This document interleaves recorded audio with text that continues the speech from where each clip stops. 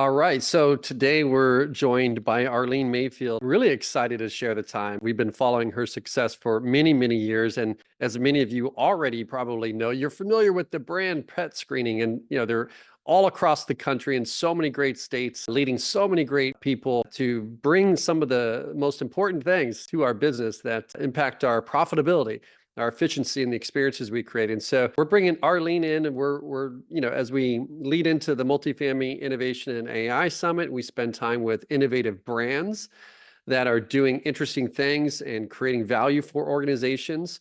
And as part of the Innovation Council, we get the opportunity to learn about the problems and the opportunities that are the problems that our multifamily owners and operators want to solve, and then also the opportunities that they want to create. And so with our partners, we get together, like who's solving those things and who can best help and support our industry platform. So with that, Arlene, welcome in. Glad to have you here. Thank you. It's great to see you. Great to connect today. Yeah, absolutely. So listen, you're leading one of probably the largest sales organizations in multifamily. Tell me a little bit more about that and how you guys are approaching things differently in multifamily. Yeah, so I've been really fortunate since I joined PetScreening to be able to build what I would call my dream team. Having been in the industry for about 40 years, really handpicked and selected who I thought would be best to support the pet screening and partner with the pet screening product and solution that we offer. So we have about 10 national reps distributed across the country, and they sell on a PMC by PMC basis. We're not based on geography, which I know a lot of sales organizations are. I basically have said, where do you have relationships? Where do you think you can best use those relationships or partnerships with multifamily property management companies? And let's figure out how we can make those accounts beneficial to both you, to the company, and obviously property management firms that want to talk to us on a daily basis. I think one of the best things about multifamily is we all love the partnerships that we've developed over the years. We like to work with people that we know and we trust, and I've given the team the ability to do that. What would you, I want to get into the product in just a moment here, but what do you believe makes a great partnership? I think I would start off with trust and confidence, being able to trust the PMC, being able to trust the person that they're dealing with on the other side of the desk, knowing that they're going to follow through. The old saying, under promising and over delivering. I think that goes a long way in this industry, and we have long memories in this industry. So doing the right thing, people remember that, and they want to work with people that have always done right by them. So I would start by saying trust. And I think collaboration and communication. I think as our industry has grown, and especially the advances that we've had post-pandemic, I think that we're moving very quickly. And it's not just about a supplier selling something to a property management company. There's a lot of collaboration now. How can the products be better? How can the solutions provide more of what the property management companies or owner and asset managers need? And I think that collaboration, communication, and trust all work very well together. Yeah, that's incredibly important and underestimated in so many ways. We're all trying to go fast and acquire customers and serve, but love the under promise, over deliver aspect. I think it's like reasonable expectations of growth and progress establishes, to your point, the outcome, that trust. I mean, if you can win and do the small things, you can do the big things. That's right.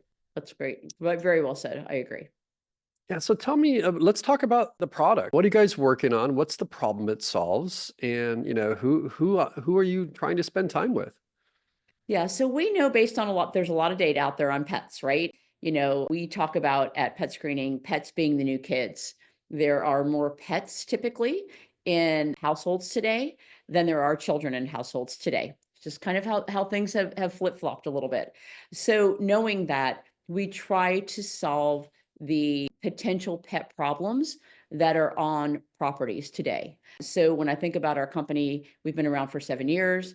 We service 7 million units, about 24,000 property management companies across the country.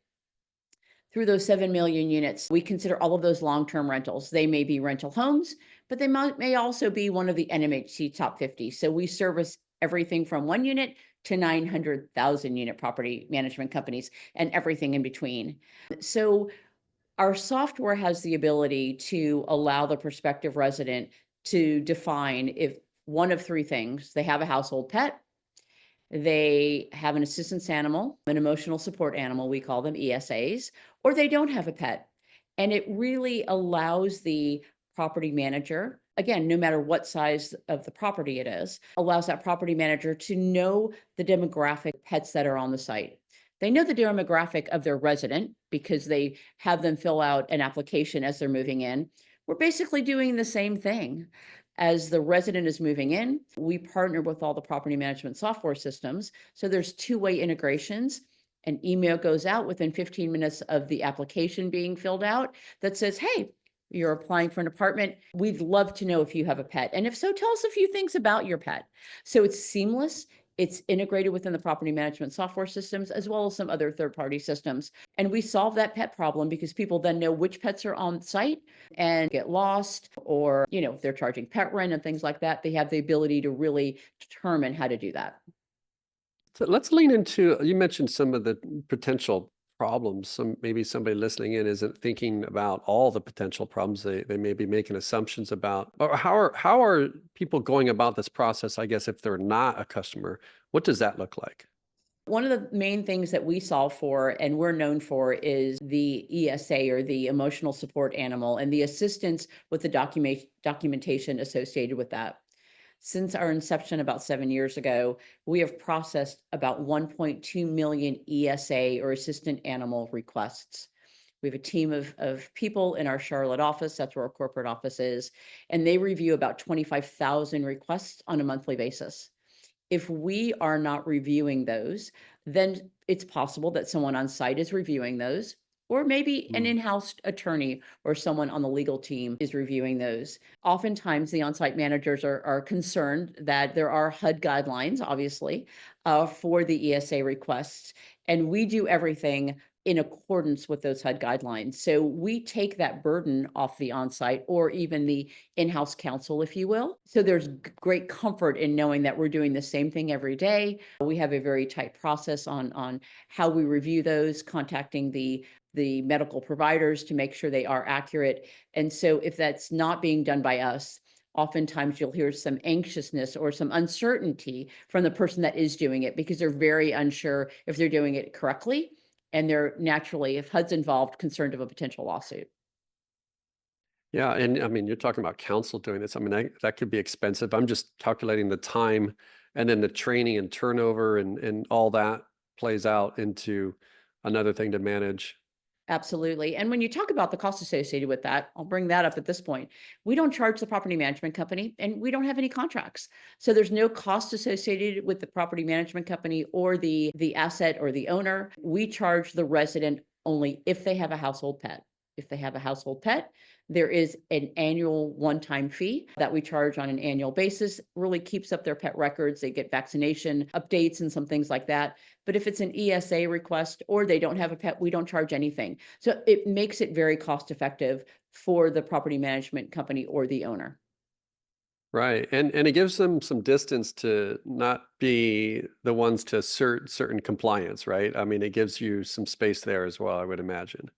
Exactly. And when we're reviewing and giving the recommendations on the ESA request or even on a household pet, oftentimes there are, we like to think that every property is pet inclusive and pet friendly, but we know that sometimes there are weight or breed restrictions. So we will, quote unquote, sniff all of those out for our clients as well to make sure that, what we are processing for them and giving them recommendations for so they can make an educated decision are within their guidelines. Yeah, yeah. So where are you seeing things going? Are there any trends multifamily owners and operators should be paying attention to? You mentioned the one around the amount of pets in homes, this type of stuff. Are there any other insights that you're learning from this type of reach? Yeah, I think that a couple of things. I think the average, speaking of the homes and pets, the average property manager will say, yeah, we have about 25% of our property having pets. We know that the average household has about 70%. We know about 50% of those are in rentals, give or take, more in single family, more in build to rent than there may be in a high rise in downtown Chicago. So that varies greatly. We're seeing, one of the things that we do as well is we track bite history of pets. And so, we try to track those trends as if there's more pets in some areas or as far as pet bites and things like that than other areas. So we try to track some trends like that and be able to give some of that information back to our clients and our customers. We know that pet bites seem to be on the rise, again, because there are more pets, we think, confined space. So we want to make sure we're helping our clients with the liability, and they're aware of what that could look like. Yeah. I mean, being in 7 million units is a great accomplishment. Talk us through what that process looks like in terms of onboarding and getting set up with your organization, because some people listening may not already be one of the 7 million, but to be curious to see what would they expect to experience when they reach out to you and want to become part of your program. Yes, it's very seamless and it can happen very quickly. I think when you talk about a software, talk about a new software, a lot of clients or a lot of people would say, okay, this is going to be a very laborious process. This is going to Yeah. take months, of my time, and it's going to take time for the on-site teams. We really say that we can set any client up within 7 days. So basically, as I mentioned, somebody signs up for pet screening. In conjunction with the application being filled out, the resident is filling out the information about their pets. Prior to that and signing up for pet screening, basically a property signs up. We have, as I mentioned, integrations with all the property management software companies. They take a training course in LMS that takes about 45 minutes, has a few questions for the on-site team to answer as they're taking that automated LMS. In a 7-day period, they can be live on their property. That means live on their property, us handling all of their ESAs for them. That also means live on their property, them getting pet revenue that they may have not been able to get before. One of the things that we really pride ourselves in is providing our clients with reporting to show if someone has started filling out one of the 3 profiles, that being of the pet owner, of the ESA, or the no pet, and maybe they haven't finished filling out the profile. We know that chances are they probably have a pet and they just didn't finish filling it out, because we ask them to sign an affidavit at the end of every profile saying that it's true and correct. So the honest people out there tend to not finish filling it out. So we can provide some pivot reporting to where the on-site managers can go in and get some ancillary revenue they're not currently getting. But within that 7-day period, they're set up, they're ready to go. And again, they enjoy that additional pet revenue. They enjoy us handling those ESA requests for them. In addition, they know who doesn't have a pet. There's opportunities, sometimes around the holidays, people are giving puppies for Christmas. There's an opportunity when somebody has signed that they haven't had a pet. We remind them that if they do get a pet, they need to let the office know or their property manager know. So there's opportunities throughout the process to get additional pet revenue and pet fees, boosting that ancillary revenue. And when occupancies or rents are going down, as they currently are and have been for the past 12 to 18 months, it's really enticing for the owners and the operators to get that additional revenue. Yes, exactly. And so take me inside some of those conversations. What kind of questions are they asking you about those opportunities and how to execute on them? Yeah, oftentimes we get questions, regarding the $30 household pet fee. That seems to, over the last, I would say 4 or 5 months, we've had a lot of questions about that. There's a lot of noise right now around the junk fees, right? And I think that, we're hearing, okay, is $30 deemed part of the junk fees? Definitely not. It's $30. It's once a year. It's a service we're providing for the resident, and knowing that, people spend billions on their pets every year. $30, is really not a lot. We get a lot of questions about the ancillary revenue. What other companies may be charging for pet fees and pet deposits? Do people have breed restrictions? Are they abiding by the weight restrictions? Some companies that use pet screening have actually taken away all the breed and the weight restrictions, because they do have a good idea of the profile or the demographic of those pets. And they feel like at least they know. And if they know who's on site with what pet, it helps with the false ESA requests. Oftentimes people might say that they have a restricted breed, but it's an emotional support animal. So in using pet screening, sometimes it takes away some of those barriers, and the prospective resident or the actual resident feels more comfortable saying that they do have a restricted breed, but if the property allows that breed, there's not as many false ESA requests. So a lot of our conversations are around the ESA request process, the $30 fee associated with the household pet, and the integration piece. Everyone wants to know if they use that property management software system, how seamless is that integration? And when we have two-way integrations with the PMS systems, it's easy for them to look in their system that the on-site managers are in every day, all day, and to be able to see the actual profile. So it's very Yeah. helpful. Yeah, that's great. Take me through a little bit about what you're hearing from current customers. What are they saying? How is this making life better for the business, either financially or even from an experience standpoint? What are you hearing? Yeah, I think we hear three things mainly. Number one, thank you for handling the ESA requests. We know that dealing with HUD is sometimes tricky, and they feel that we've lifted that burden off for them. So Mm, they have comfort in knowing that. They appreciate that we are helping that on-site team. The on-site teams, even if the on-site team is not handling the ESA requests, they are accepting or denying people that are coming in with pets on a daily basis. They appreciate that we're taking that burden off of the on-site teams, or if it's centralized, someone potentially at the corporate office, by giving a recommendation. And that's exactly what we give.